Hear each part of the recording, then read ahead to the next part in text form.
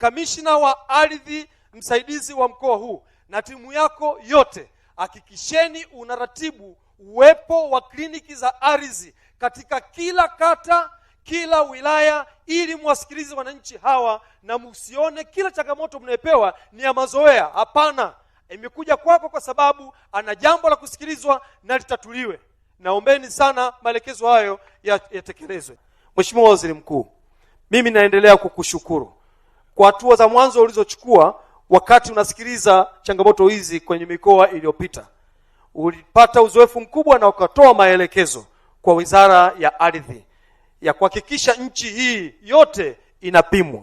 Mheshimiwa Waziri Mkuu, naomba tu kuendelea kushukuru kupitia maelekezo yale. Tuliomba fedha na mpango pale bungeni.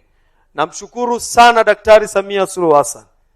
Ameweza kuridhia kutupatia fedha shilingi bilioni 38 ili kuweza kutekeleza maelekezo ambayo wametupatia ya kupima vijiji 12333 vya Tanzania hii.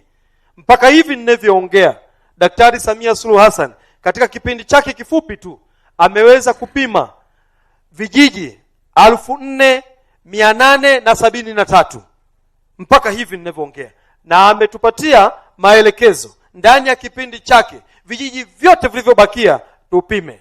Ni kuhakikishie kwa kushirikiana na ofisi yako chini ya TAMISEMI tutaenda kuhakikisha vijiji vyote tunavipima. Hapa wilaya hii ya Serengeti ninajua ina kilomita za mraba 10,000 tu, lakini ina kata 30 tu na ina vijiji 78.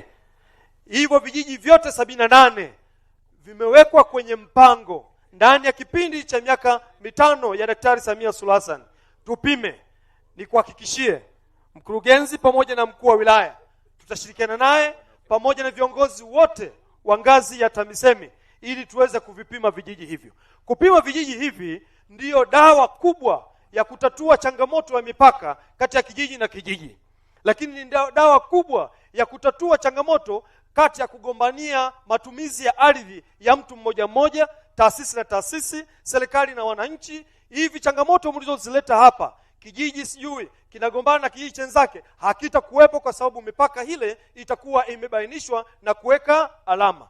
Lakini katika vijiji ambavyo vimeshapimwa, kama kuna changamoto ya kufufua na kubainisha mipaka hiyo, wizara yetu itashughulika na mpango huo na utekelezaji wake utaendelea kutatua changamoto hizo.